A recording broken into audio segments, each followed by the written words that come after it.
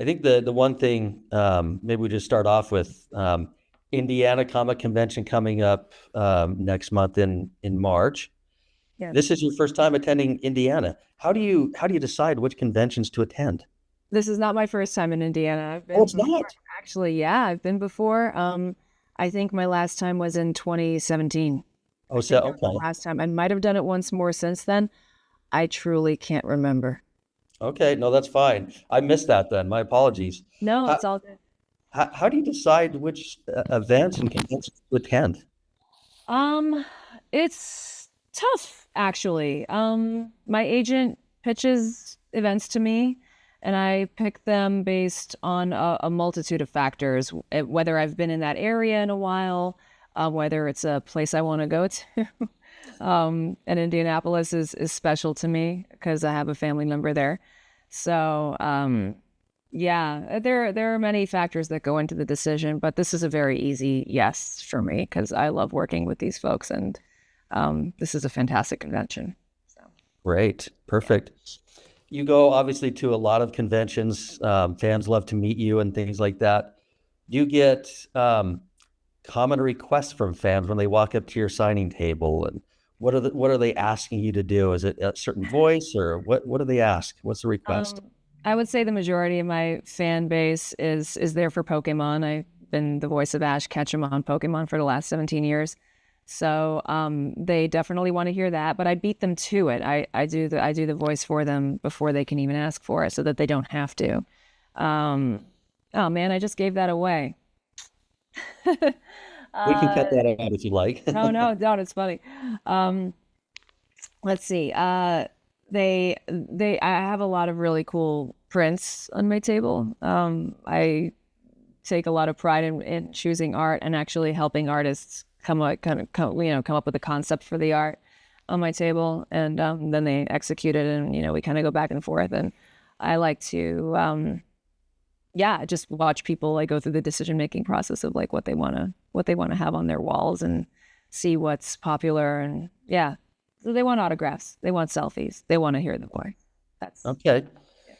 We have people all the time like ask us, oh, so and so is going to be there. Like Sarah, what do I do when I walk up to the booth, and yeah, what can I expect? If yeah. somebody walks up to your booth at Indiana Comic Convention, what kind of experience or what can they expect from the interaction with you? Um, I'm nice. I'm a nice little guy. We're all people. Um, they can expect me to potentially lecture their children on being the very best, like no one ever was. I've been very guilty of that. I enjoy doing that. I find that children will listen more to an actor who plays their favorite cartoon character than their parents sometimes. So I just want to like just help push them in the right direction and have them be the very best, like no one ever was. Cool. Has there been any like memorable fan experiences or interactions that you've had that you think that was so incredible or that just sticks with you over time? So many, so many. There are so many wonderful fan interactions. The thing that warms my heart the most is when I hear that I've helped people get through tough times. That's really the most rewarding part of my job. I love it. That's incredible. Um, how did you originally get into voice acting? I was a regular actor. I started studying acting when I was 12 years old. I went to Lee Strasberg Theater Institute in New York and did that for several years, for many years, for like 4 years. And then I did improv at UCB and Magnet Theaters. I studied dance. I studied singing. I did all of it. And I just happened to book this when I was 18 years old. I got really, really lucky. Okay. I Mhm. mean, did you ever see yourself like as you were entering school thinking, I'm going to be a voice actress, or it No, just kind of called to you?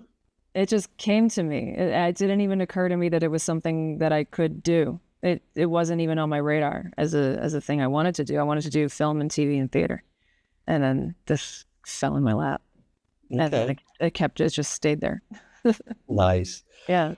When you get a new role, or you audition, they say, here's the character that I guess they give you a little bit of information.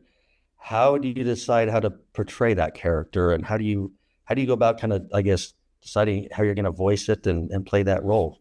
Yeah, it's a lot of instinct. It's a lot of just trying different things, and sometimes you nail it on the first try, and you just understand a character right away.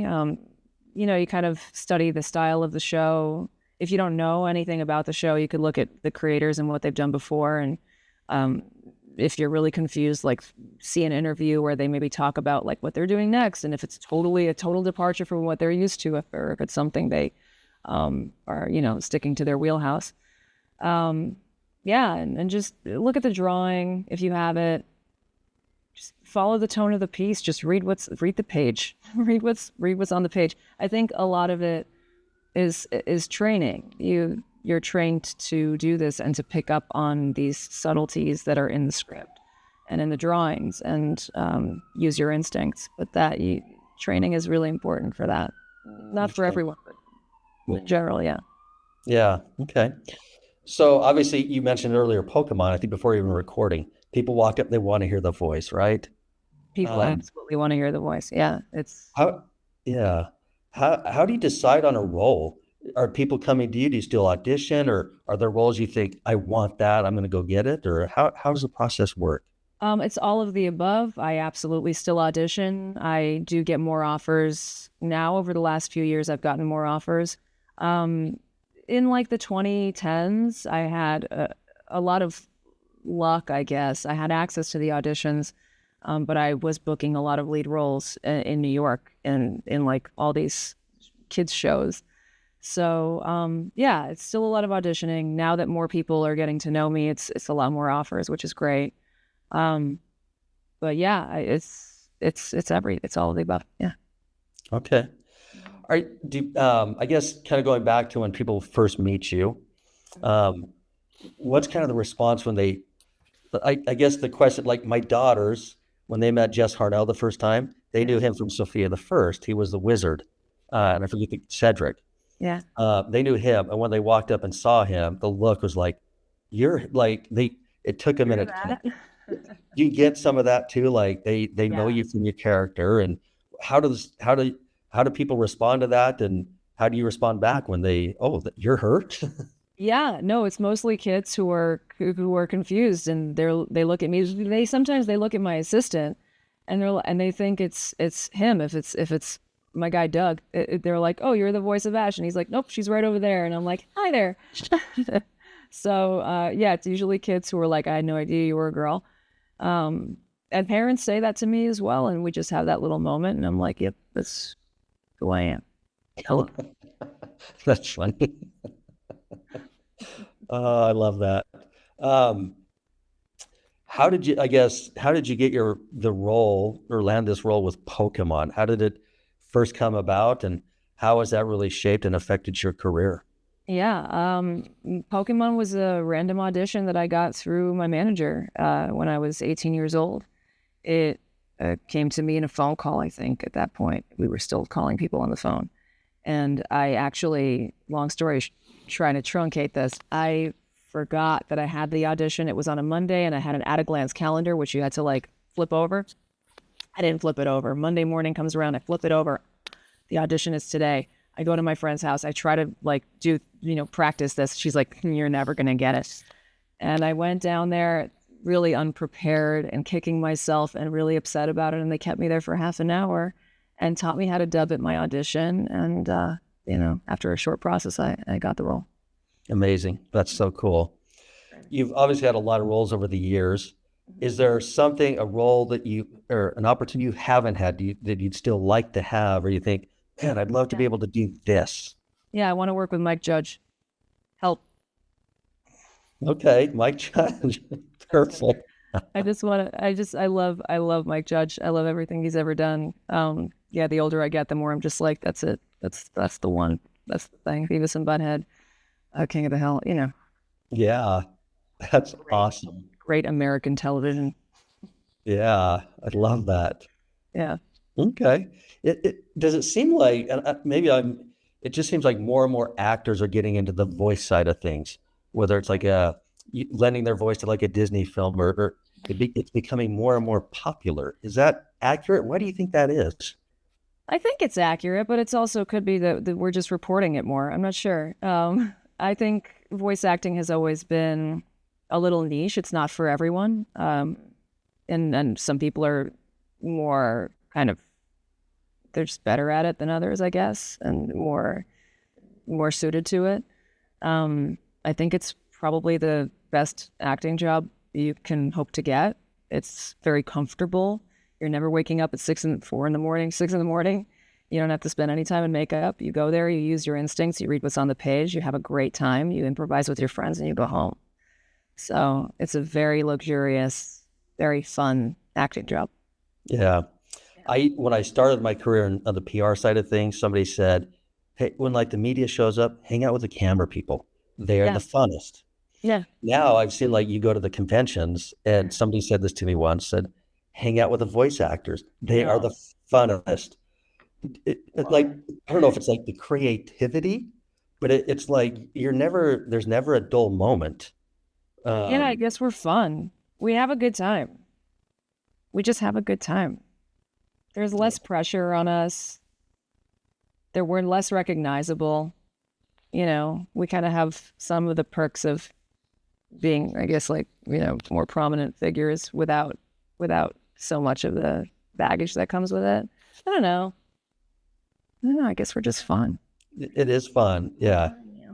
There's truth to that. Like, you see the Yeah. voice actors, go hang out. You're gonna have a good time for Yeah, sure. we're a good time. We're a fun time. Yeah. We're not afraid to play. We're not afraid to be weird. No, that's yeah. I love that.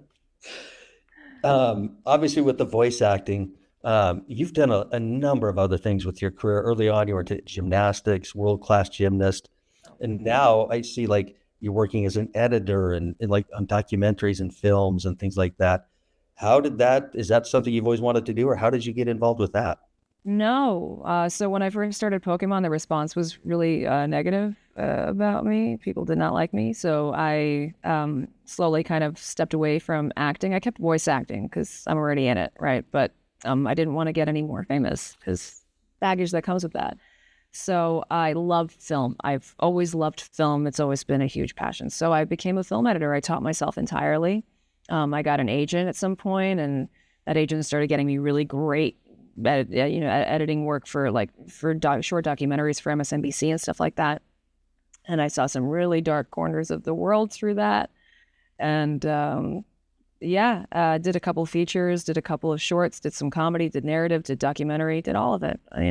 And now I haven't done it in, I don't know, maybe like 8 years now. I haven't been doing it because I've been busy.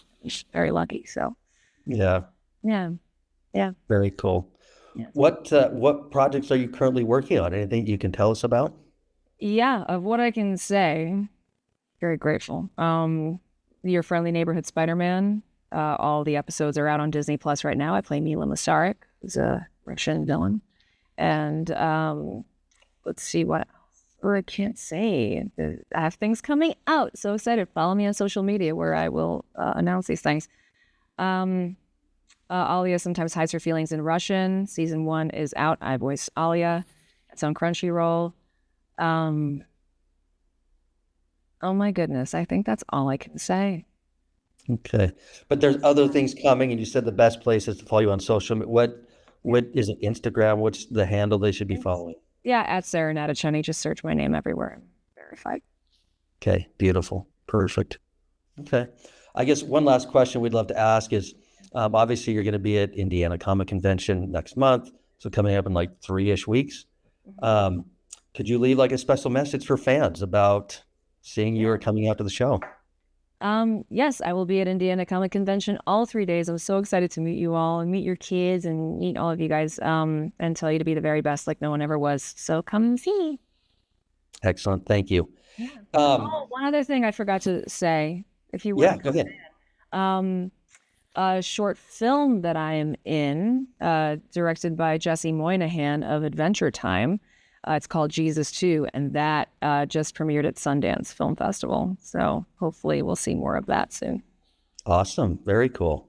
Yeah. Is there anything that we didn't ask that we should have asked, or anything that you'd like to share as with fans? Um, where is the email? Hang on.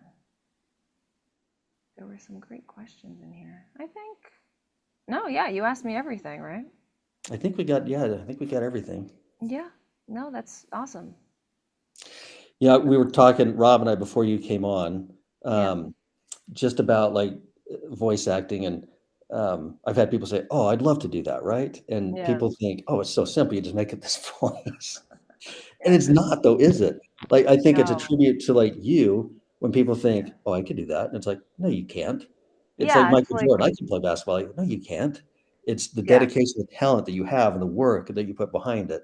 It's Yeah. not easy. No, we make it look easy. We do. We do make it look easy. And the longer I'm in this business, the more, the more nuance you achieve, the better you become. If you're working at it and you're caring about becoming better, you do become better. So it's experience, it's training, it's nuance, it's work. It's not easy. Yeah. Yeah, yeah, okay. Yeah. Well, Sarah, thank you so much. We'll cut this up and produce it and send it off to the news channels to highlight your appearance in Indiana.